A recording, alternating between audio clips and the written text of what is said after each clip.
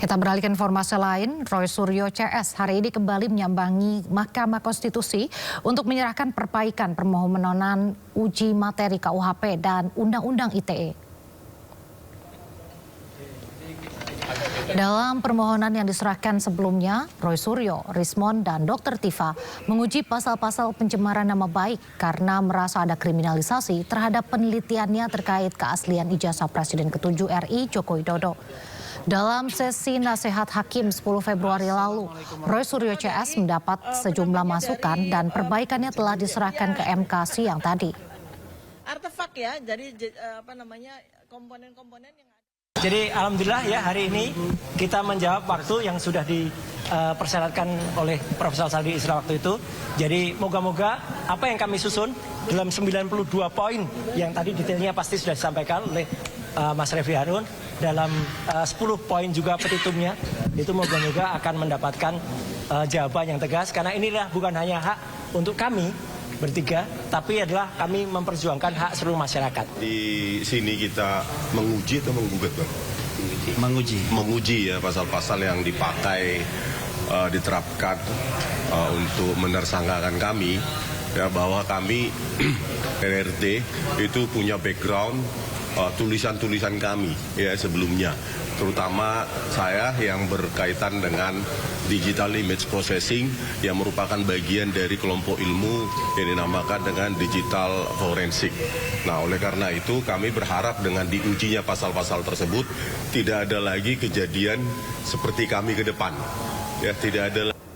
Kembali di Sindo Sore, pemirsa LPDP menyayangkan polemik yang muncul buntut unggahan di media sosial oleh alumninya Dwisa Setianing Tias. Bahkan kini suami Tias bernama Arya Iwantoro yang juga alumnus LPDP terancam disanksi jika terbukti belum menyelesaikan kewajiban.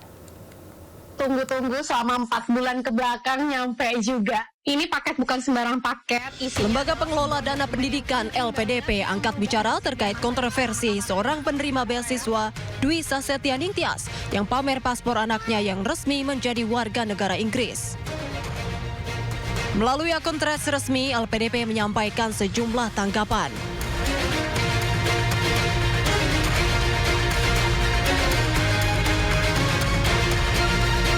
Pertama, LPDP menegaskan bahwa tindakan Dwisa Setianing Tias atau Tias tidak mencerminkan nilai integritas, etika, dan profesionalisme yang ditanamkan LPDP pada seluruh penerima beasiswa. Kedua, sesuai ketentuan, Tias yang menempuh studi selama 2 tahun wajib berkontribusi di Indonesia selama 5 tahun.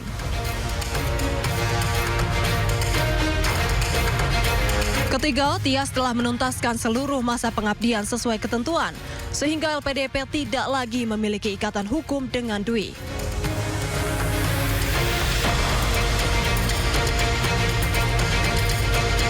Kemudian yang keempat, LPDP akan berupaya berkomunikasi dengan Tias untuk mengimbau agar lebih bijak bermedia sosial, serta memahami kembali penerima beasiswa LPDP punya kewajiban kebangsaan untuk mengabdi pada negeri.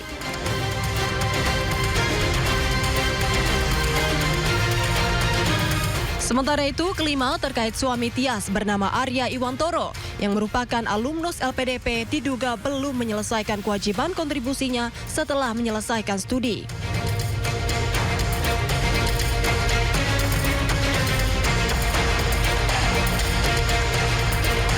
Terkait hal tersebut, keenam LPDP akan memanggil Arya untuk meminta klarifikasi. LPDP juga akan lakukan proses penindakan dan pengenaan sanksi sampai pengembalian seluruh dana beasiswa jika Arya terbukti belum penuhi kewajiban. Tim Liputan iNews melaporkan. Menteri Keuangan Purbaya Sadewa buka suara terkait polemik penerima LPDP yang bahagia ketika anaknya menjadi warga negara asing. Purbaya menyesalkan pernyataan seolah menghina kewarganegaraan Indonesia. Jadi kalau saya nggak tahu nih, saya baca ininya. Pada saatnya begini, itu seperti itu hal yang kami sesalkan.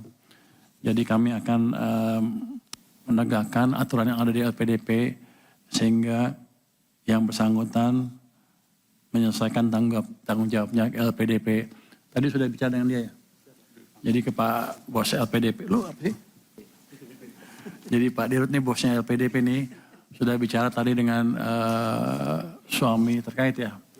Dan dia sepertinya sudah setuju untuk mau bayar. Mengembalikan uang yang dipakai oleh LPDP. Berapa tuh? Berapa miliar? Masih kami hitung. Bunganya dihitung nggak? Hitung bunga?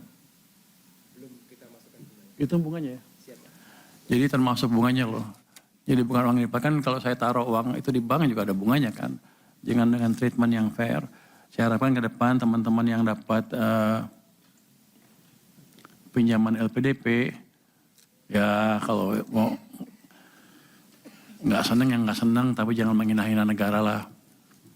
Jangan begitu. Kita itu dari pajak dan sebagian dari utang yang kita sisihkan untuk memastikan SDM kita tumbuh. Tapi kalau dipakai untuk menghina negara, ya kita minta uangnya dengan bunganya kalau gitu. Nanti saya akan blacklist dia. Di seluruh pemerintahan nggak akan bisa masuk. Nanti kan kita lihat blacklist yang lain seperti apa. Jadi jangan menghina negara Anda sendiri. Pemirsa, masyarakat di Kabupaten Tuban, Jawa Timur memiliki sajian khas yang hanya hadir saat bulan suci Ramadan, yakni bubur mudor. Hidangan berbahan dasar daging kambing dan racikan rempah khas Timur Tengah ini selalu diburu warga sebagai menu tajil.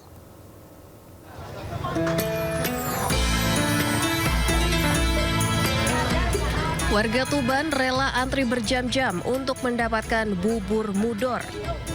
Bubur mudor diambil dari nama Masjid Mudor yang berada di Jalan Pemuda, Kabupaten Tuban, Jawa Timur.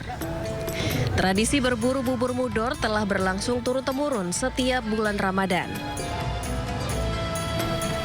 Sejak selepas azan zuhur, proses memasak bubur yang terbuat dari santan kelapa, daging kambing, serta aneka rempah-rempah khas Timur Tengah dimulai. Proses pengadukan bubur tidak boleh berhenti selama kurang lebih 2 jam agar bubur tidak hangus dan merusak cita rasa yang kaya akan rempah. Setiap hari, panitia mengolah sekitar 30 kg beras dan 15 kg daging kambing untuk menghasilkan 400 porsi bubur yang dibagikan secara cuma-cuma untuk warga sebelum waktu berbuka puasa. Setiap tahun Pak antri. Setiap tahun antri ya, di sini. Emang rasanya gimana Pak? Rasanya itu memang ada rempah-rempah di sini Pak. Jadi untuk kesehatan sangat baik. Bubur mudor bukan sekedar hidangan berbuka puasa, namun lebih dari itu, tradisi ini menjadi simbol kebersamaan, gotong royong, dan semangat berbagi yang terus terjaga di tengah masyarakat Tuban setiap datangnya bulan suci Ramadan.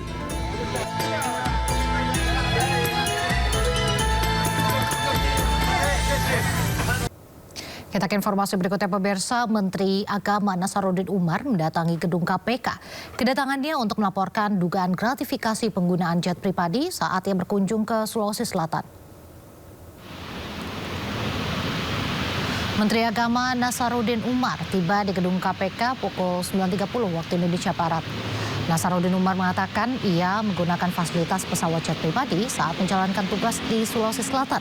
Ia menyebut tidak memungkinkan menggunakan pesawat komersil di Makassar karena sudah larut malam. Terlebih lagi, ia juga harus kembali ke Jakarta pada esok paginya. Seperti apa ya? Yang kali ini saya datang lagi, ya itu menyampaikan tentang terkait dengan kemarin kepergian saya di menjalankan tugas di Sulawesi Selatan, ya, Makassar, untuk menggunakan pesawat khusus itu ya, karena jam 11 malam kan nggak mungkin ada pesawat lagi ke sana, dan besok paginya lagi kan ada persiapan sudah disebar.